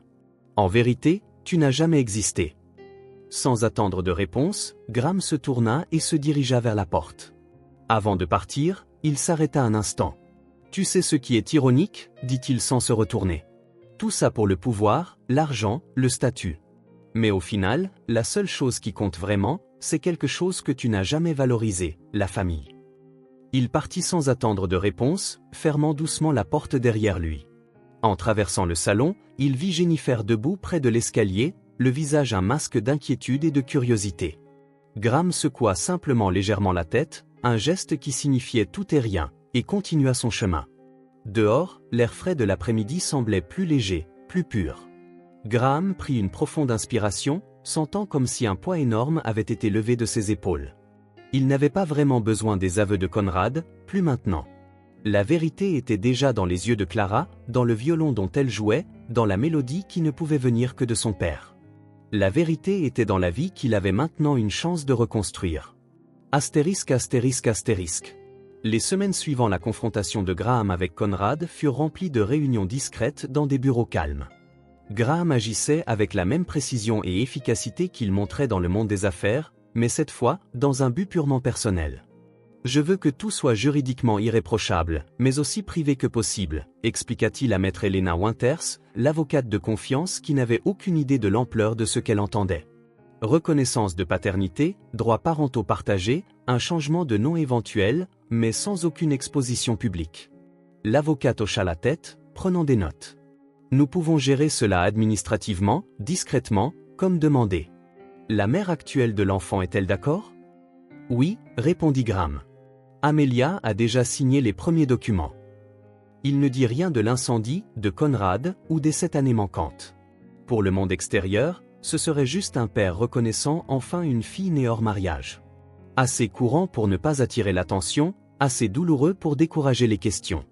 Pendant que les détails juridiques étaient réglés, Graham et Amelia travaillaient sur un autre défi tout aussi complexe, expliquer la situation à Clara. Ils décidèrent de le faire progressivement, par petites conversations, sur plusieurs semaines, en respectant toujours le rythme émotionnel de la fillette. « Tu te souviens quand tu m'as dit que je ressemblais à ton papa ?» demanda Graham un après-midi, alors qu'ils se promenaient tous les trois dans un parc, Clara tenant une main de chaque adulte et sautillant de temps en temps par-dessus les fissures du trottoir. Elle hocha la tête distraitement. « Parce que vous avez le même nez », expliqua-t-elle, imitant le ton sérieux de son professeur de musique. Graham et Amelia échangèrent un regard par-dessus la tête de la fillette. « Clara, » commença doucement Amelia. « Et si je te disais que Monsieur Graham est vraiment ton papa ?»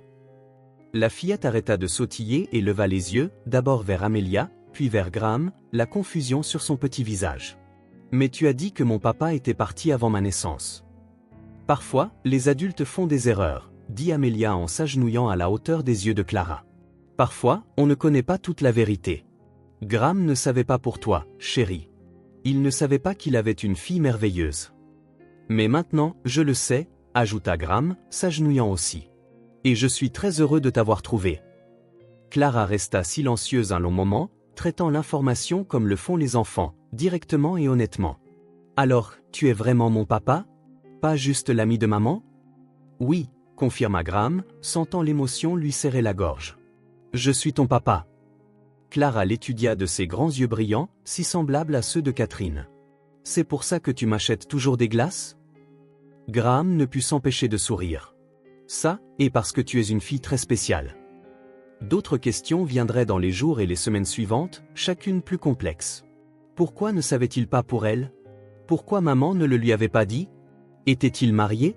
Allait-il emménager avec elle maintenant? Ils répondirent à chaque question avec une version simplifiée de la vérité, adaptée à une enfant de 6 ans, la protégeant des parties les plus douloureuses de l'histoire. Ils ne mentionnèrent jamais Conrad. Ils ne mentionnèrent jamais l'incendie. Pour Clara, l'histoire était simplement que son père n'avait pas su qu'elle existait, et que maintenant, il l'avait trouvée. Pour le moment, c'était suffisant. « Es-tu sûr de ça, Graham ?» demanda Amelia 3 mois après sa confrontation avec Conrad. Ils étaient dans son petit appartement, assis à la table de la cuisine après que Clara se soit couchée. C'est beaucoup de changements d'un coup. Graham regarda autour de l'appartement exigu mais confortable. Au cours des derniers mois, il s'était habitué aux murs fins, aux tuyaux bruyants, à la table trop petite pour 3. Il s'était aussi habitué à venir presque tous les soirs, à aider Clara avec ses devoirs, à faire partie de cette vie simple qu'il n'avait jamais imaginée pour lui-même. « J'en suis sûr, répondit-il. Le nouvel appartement est parfait. Proche de ton école d'infirmière, dans un bon quartier avec une excellente école pour Clara. Et 3 chambres, pour que nous ayons tous notre propre espace. C'est très généreux, dit Amelia nerveusement, faisant tourner sa tasse de thé entre ses mains.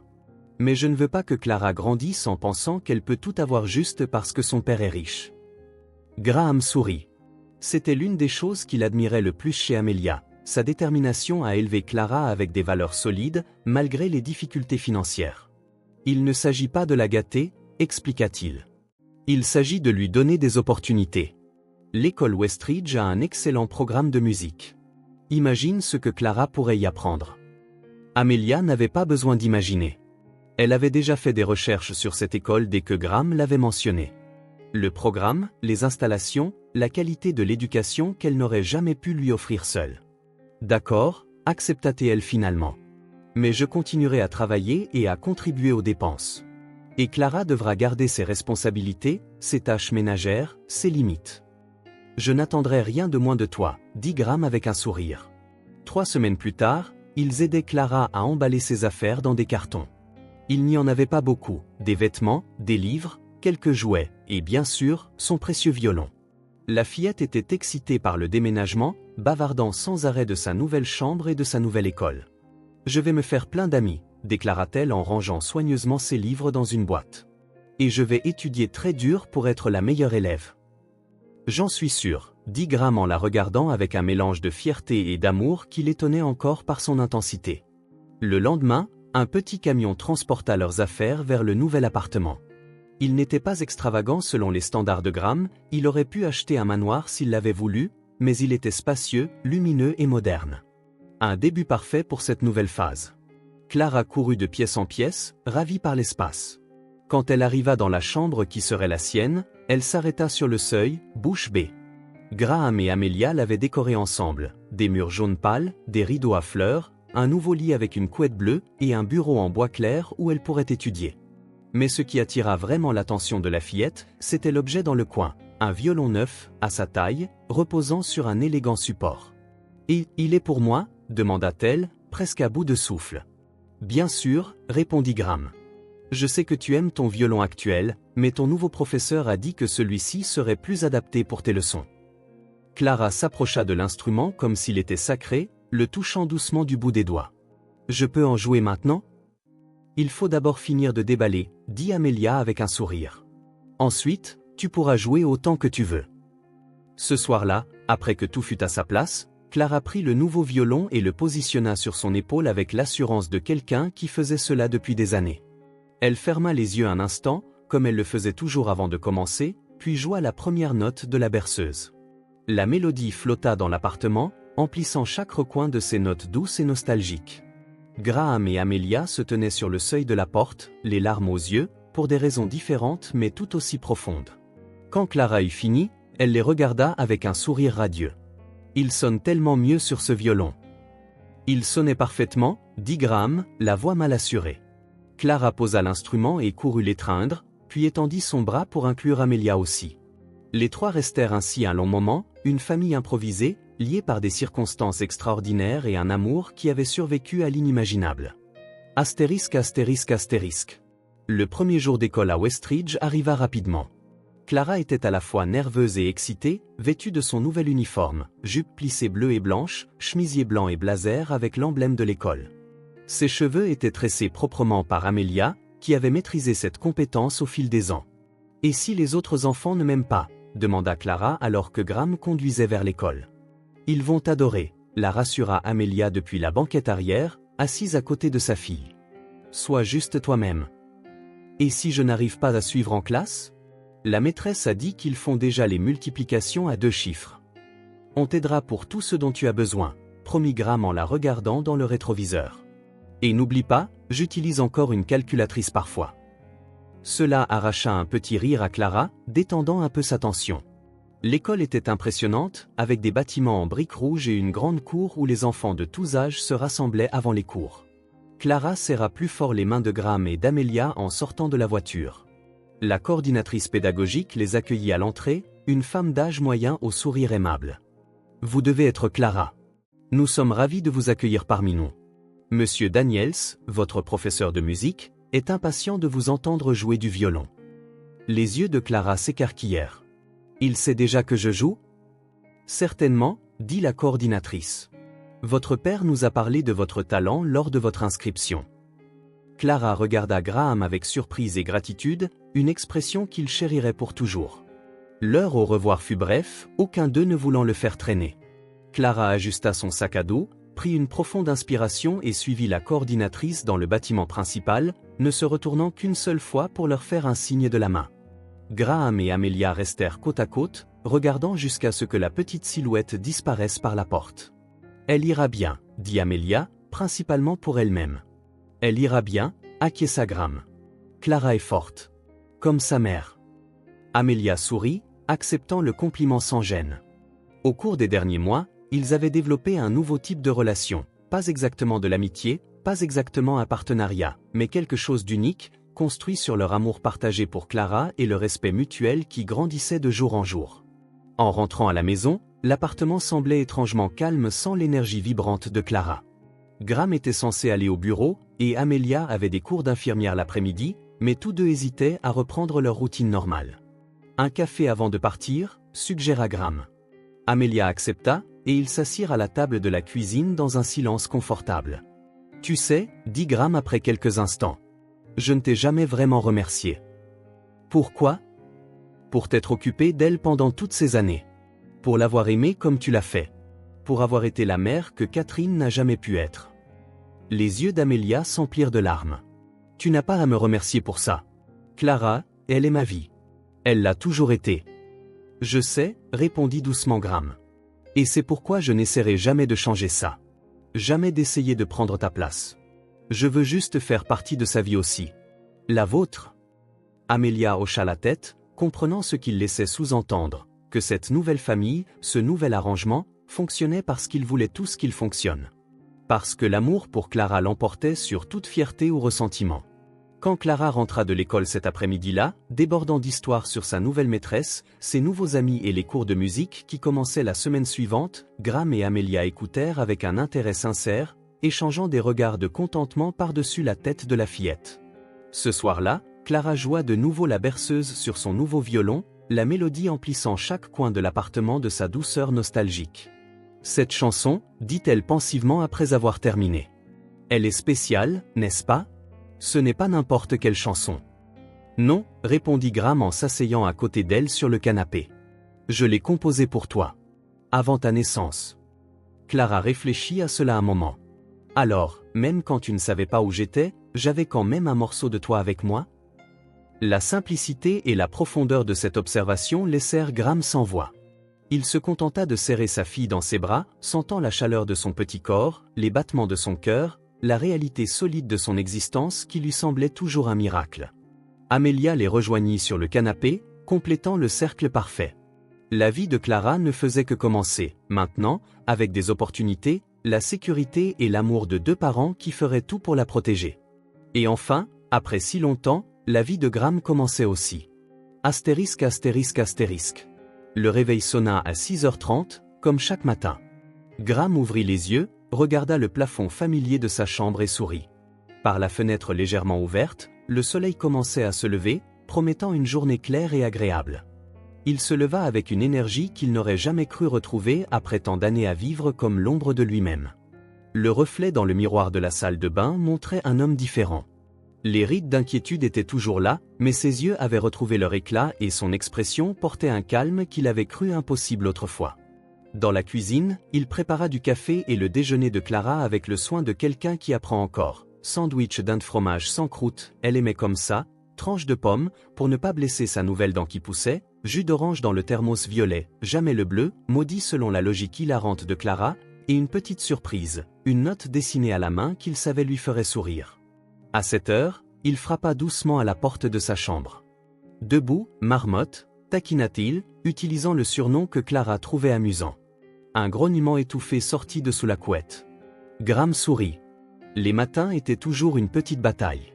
L'une des nombreuses choses qu'il avait apprises sur sa fille au cours des 6 derniers mois était qu'elle n'était définitivement pas du matin. Allez, Clarabelle. Il tenta un autre surnom ridicule. Tu as cours de musique aujourd'hui. La couette bougea et un visage endormi apparut, les cheveux bruns en bataille. D'accord, mais j'ai besoin de 5 minutes de plus. 3. Négocia Graham. 4. Compte à Clara. Marché conclu. Pendant que Clara se préparait, Graham entendit la porte d'Amelia s'ouvrir. Elle sortit, vêtue de son uniforme d'infirmière. Elle était dans son dernier semestre et avait commencé son stage à l'hôpital 2 mois plus tôt. Bonjour, dit-elle en acceptant la tasse de café qu'il lui tendait. Clara est toujours en phase 4 minutes? Terminé, répondit Graham, et ils rirent tous les deux.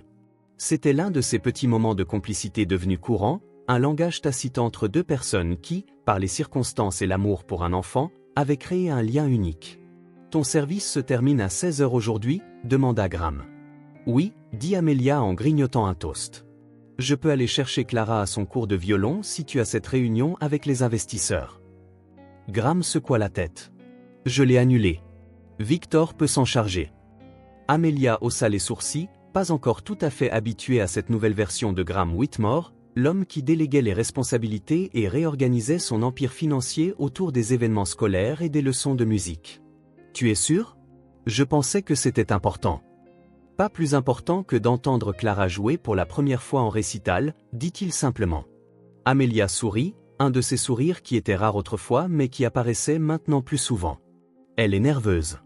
Elle a répété tard hier soir. J'ai entendu, dit Graham. La prochaine fois, il faudra fixer une heure limite avant que les voisins ne commencent à se plaindre. Amelia rit. Qui aurait cru que le puissant Graham Whitmore s'inquiéterait un jour des voisins se plaignant du bruit? Il haussa les épaules, amusé. Qui aurait cru que j'aurais une fille de 7 ans jouant du violon à 22h? Leur conversation fut interrompue par Clara émergeant enfin de sa chambre, uniforme enfilé, sac à dos sur une épaule.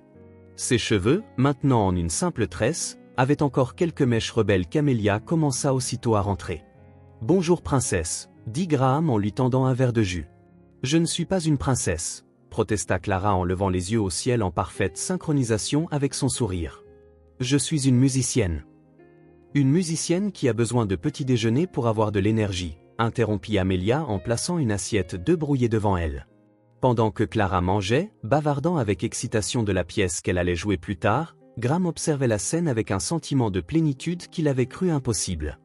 Cette cuisine animée, avec de la vaisselle dans l'évier et des conversations qui se chevauchaient, était l'opposé du silence sépulcral qui avait régné sur sa vie pendant 7 ans. Et il ne l'échangerait pour rien au monde. Les semaines et les mois établirent un rythme pour eux trois. Graham, autrefois consumé par le travail, planifiait désormais ses réunions autour des horaires scolaires de Clara. Amelia, autrefois contrainte de jongler avec 3 emplois différents, se concentrait uniquement sur ses études et son stage, sachant qu'elle serait une infirmière pleinement qualifiée dans quelques mois. Ce n'était pas parfait, bien sûr. Ils se disputaient sur les limites. Graham avait tendance à surcompenser le temps perdu en gâtant Clara, tandis qu'Amelia insistait sur la discipline et les responsabilités. Elle n'a pas besoin d'une autre tablette, Graham, dit fermement Amelia. Celle qu'elle a fonctionne très bien. Mais celle-ci a une meilleure qualité sonore pour les applications musicales, argumenta-t-il. C'est un luxe inutile, insista-t-elle. Clara doit apprendre la valeur des choses très tôt. Ces désaccords se terminaient parfois par des silences tendus. Avec le temps, ils apprirent à faire des compromis, à trouver un terrain d'entente, à reconnaître la sagesse de l'autre. Il y eut aussi des moments tendus où le passé refaisait surface de manière inattendue. Une photo oubliée, une question innocente de Clara sur son « autre maman », comme elle appelait parfois Catherine. « Elle était comment » demanda Clara un soir alors que Graham l'abordait. La question le prit au dépourvu. « Catherine. Elle était gentille. Intelligente. Elle aimait la musique aussi. Comme toi. Tu as une photo » Graham hésita. « Oui. Tu veux la voir ?» Quand Clara hocha la tête, il alla dans sa chambre et revint avec une photo encadrée, l'une des rares qui avait survécu à l'incendie, montrant Catherine assise à un piano, le visage illuminé d'un sourire radieux. Clara l'étudia curieusement. « Elle était belle, dit-elle finalement. Tu crois qu'elle m'aurait aimé ?» Graham sentit la boule revenir dans sa gorge. « Elle t'aurait aimé plus que tout au monde, Clara. Tout comme moi. » Puis il y eut cette nuit particulièrement tendue, 3 mois après le déménagement, où Clara fit un cauchemar et appela Amelia, mais Graham arriva le premier. La fillette, encore à moitié endormie, le regarda avec confusion. « Je veux ma maman », dit-elle en tournant son visage dans l'oreiller. Graham eut l'impression d'avoir reçu un coup de poing à l'estomac. Il sortit doucement, croisant Amelia dans le couloir. Elle vit son expression et comprit aussitôt. Plus tard, après que Clara se fut rendormie, Amelia trouva Graham dans le salon, assis dans le noir. Elle ne voulait pas dire. « Je sais », l'interrompit-il doucement. Elle était confuse, effrayée. « C'est naturel. Elle t'a appelé. Tu es la seule maman qu'elle ait jamais connue. » Amelia s'assit à côté de lui. « Ça ne veut pas dire qu'elle ne t'aime pas aussi. » « Je sais », répéta Graham. Puis, après une pause, « Parfois, je me demande si j'essaie de remplacer Rebecca par Clara. Si je lui demande d'être quelqu'un qu'elle n'est pas. » « Non », dit fermement Amelia. « Tu apprends à connaître ta fille, Graham. La personne qu'elle est, pas la personne que tu as imaginée pendant 7 ans. Ça prend du temps. » Il hocha la tête, reconnaissant pour sa simple sagesse. « Pour nous tous », ajouta Amelia. « Nous apprenons tous à être une famille. » Le mot resta suspendu entre eux, lourd de sens. Pas une famille conventionnelle, pas celle qu'aucun d'eux n'avait prévue ou attendue. Mais une famille, néanmoins. À Westridge, Clara s'épanouit. Ses professeurs louaient non seulement son talent musical, mais aussi son intelligence vive et sa gentillesse envers ses camarades. Elle se fit facilement des amis, surtout dans le groupe de musique où sa maîtrise du violon se démarquait malgré son jeune âge. Elle a un don rare, leur dit son professeur de musique lors d'une réunion parents-professeurs. Avec une formation appropriée, elle pourrait envisager une carrière professionnelle si c'est ce qu'elle désire. Graham assistait à toutes ces réunions, assis à côté d'Amelia pendant que les professeurs discutaient des progrès de Clara. Il prenait des notes méticuleuses, posait des questions pertinentes, se comportait, bref, comme n'importe quel parent dévoué. Ce qu'il n'avait jamais imaginé devenir. À la maison, ils établirent de petites traditions, les soirées cinéma du vendredi, où Clara choisissait le film et tout le monde s'entassait sur le canapé avec du popcorn, les crêpes du dimanche matin, où Graham améliorait progressivement ses compétences culinaires autrefois limitées, et l'heure de musique, où Clara pratiquait le violon, le plus souvent, Graham l'accompagnait au piano, un instrument qu'il n'avait pas joué depuis des années mais qu'il avait redécouvert pour elle. Il y avait aussi les soirées devoirs, avec Clara à la table de la cuisine, cahiers étalés, Amelia aidant avec les sciences et Graham transpirant sur les problèmes de maths qui semblaient, d'une manière ou d'une autre, plus intimidants que n'importe quel tableur d'entreprise. « C'est juste une multiplication, papa », disait Clara avec une patience exagérée qui le faisait rire. « Regarde, c'est comme ça qu'on fait. » Amelia observait ces changements avec à la fois joie et prudence. Pendant 7 ans, il n'y avait eu qu'elle et Clara contre le monde. Chaque centime économisé, chaque heure supplémentaire, chaque nuit blanche à soigner des fièvres ou à calmer des cauchemars, cela avait forgé un lien qu'elle craignait de voir s'estomper. Mais ce n'est pas ce qui s'est passé. À mesure que Graham s'intégrait dans leur vie, l'amour de Clara ne se divisait pas, il se multipliait. Et la même chose commença à se produire chez Amelia. Il était difficile de ne pas admirer le dévouement de Graham, la façon dont il restructurait toute sa vie autour de Clara, comment il apprenait à lui tresser les cheveux et à gérer ses humeurs, comment il traitait chaque dessin ou composition musicale qu'elle produisait avec un sérieux sincère. Progressivement, les murs défensifs qu'Amelia avait construits commencèrent à s'effriter. Il était possible de lui faire confiance. Il était possible de partager. Il était possible, peut-être, de construire quelque chose de nouveau et d'inattendu. 8 mois après que Graham eut frappé à cette porte pour la première fois, ils célébrèrent le 7e anniversaire de Clara avec une petite fête à l'appartement.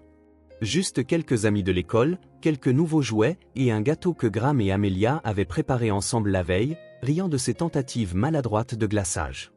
À la fin de la fête, quand les autres enfants furent partis et que Clara jouait avec ses cadeaux, Graham tendit une enveloppe à Amelia. « Qu'est-ce que c'est » demanda-t-elle. « Ouvre » répondit-il.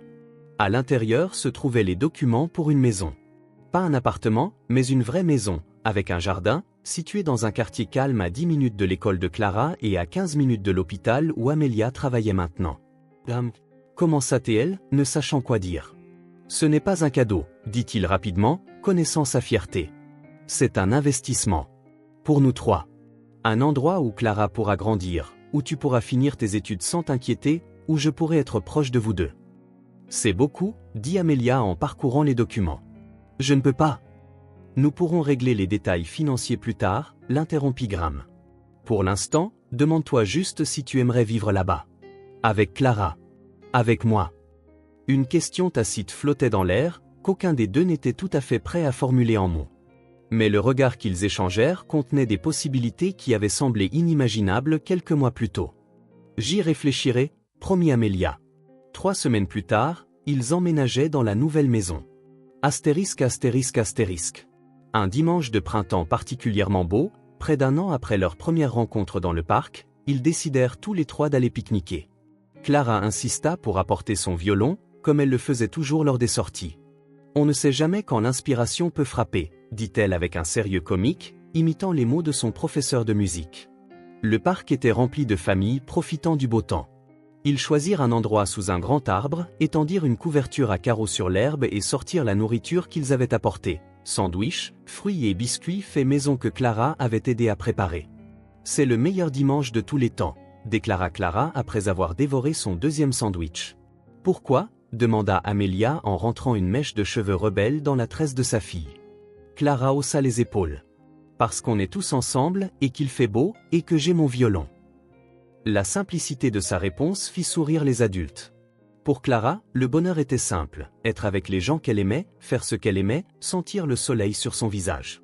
Après avoir mangé, Clara sortit son violon et commença à jouer. Pas la berceuse cette fois, mais un morceau entraînant qu'elle avait appris récemment.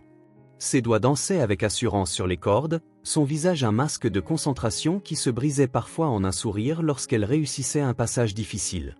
Quelques enfants à proximité arrêtèrent de jouer et s'approchèrent pour écouter, curieux. « Tu joues super bien », dit un garçon aux taches de rousseur, à peu près de son âge, ses cheveux roux brillant au soleil. Clara sourit fièrement. « Tu veux essayer » lui proposa-t-elle en lui tendant l'instrument. « Vraiment ? Tu es sûr ?» Il parut stupéfait par son offre. « Bien sûr. Tiens-le comme ça. »« Oui. Maintenant, passe l'archet doucement. » Bientôt, un petit cercle d'enfants se forma autour d'elle, chacun essayant à son tour de produire quelques notes sous la direction patiente de Clara. Certains réussirent des sons décents, d'autres firent des couinements qui firent rire tout le monde. Clara ne s'en souciait pas, elle enseignait à chacun avec le même sérieux, comme une minuscule professeure. Graham et Amelia observaient de loin, assis côte à côte sur la couverture de pique-nique. « Elle est incroyable, » dit Graham, la fierté évidente dans sa voix. « Elle l'a toujours été, » répondit Amelia avec un doux sourire. « Même dans les moments les plus difficiles. Quand je faisais des doubles services et que je pouvais à peine payer le loyer, Clara trouvait toujours des raisons de sourire, de jouer, de continuer. Elle a ta force, » nota Graham en étudiant le profil d'Amelia. « Ta capacité à voir le meilleur dans les situations, à ne jamais abandonner. » Sans y penser, Graham prit la main d'Amelia, entrelaçant ses doigts aux siens, naturellement. C'était un geste devenu de plus en plus courant, de petites attentions, des contacts discrets, une intimité qui grandissait lentement, bâtie sur la confiance et le respect mutuel. Nous sommes une famille, Amelia, dit Graham, les larmes menaçant alors qu'il regardait Clara rire avec ses nouveaux amis. Merci de n'avoir jamais cessé d'y croire. Amelia serra doucement sa main, son visage illuminé d'un sourire serein. J'ai juste suivi mon cœur. Ils restèrent ainsi, confortables dans leur silence, les mains liées sur la couverture à carreaux, regardant Clara poser le violon pour jouer une autre chanson. Cette fois, elle choisit la berceuse. La même mélodie qui avait un jour réuni un père et sa fille après que le destin les eût séparés. La musique flotta dans l'air printanier, douce et familière, n'étant plus une chanson de deuil et de perte, mais d'espoir et de nouveaux commencements. Les notes montaient et descendaient, racontant une histoire de séparation et de retrouvailles, de cœurs brisés et de cœurs en guérison. Clara jouait les yeux fermés, complètement immergée dans la musique. Une douce brise agitait sa tresse, la lumière du soleil baignait son visage d'or, et pendant un instant, Graham entrevit à la fois le passé et l'avenir en elle, des échos de Catherine, des échos de lui-même, mais surtout, la personne unique que Clara devenait. Quand elle eut fini, elle ouvrit les yeux et chercha le visage des adultes, comme elle le faisait toujours.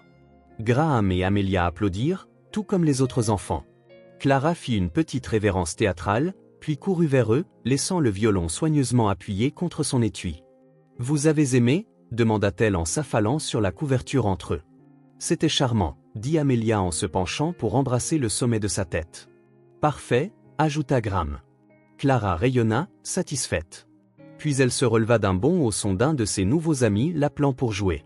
« Je peux y aller » demanda-t-elle, déjà à mi-chemin. « Bien sûr » dit Amelia. « Mais reste où on peut te voir. »« Et fais attention à ton violon » ajouta Graham. Clara hocha la tête et partit en courant rejoindre le groupe d'enfants qui organisait une sorte de jeu près du petit lac du parc. Graham et Amelia la regardèrent partir, puis se tournèrent l'un vers l'autre. Un calme reposait entre eux maintenant, une certitude silencieuse que, malgré tous les obstacles, ils étaient arrivés exactement là où ils devaient être. Sous le ciel ouvert, baignés par la chaude lumière du soleil, ils formaient à eux trois une image de complétude qu'aucun n'avait jamais espéré trouver. Graham, qui avait cru tout perdre. Amelia, qui avait bâti toute une vie en protégeant un secret. Clara, qui avait grandi entourée d'un amour venu d'endroits inattendus. Ce n'était pas une famille conventionnelle. Ce n'était pas une histoire sans cicatrices. Mais elle était réelle, vivante et florissante. Et tandis que la musique de Clara résonnait encore dans leur esprit, une certitude s'installa dans leur cœur. L'amour, même lorsqu'il affronte les obstacles les plus improbables, trouve toujours le chemin du retour à la maison.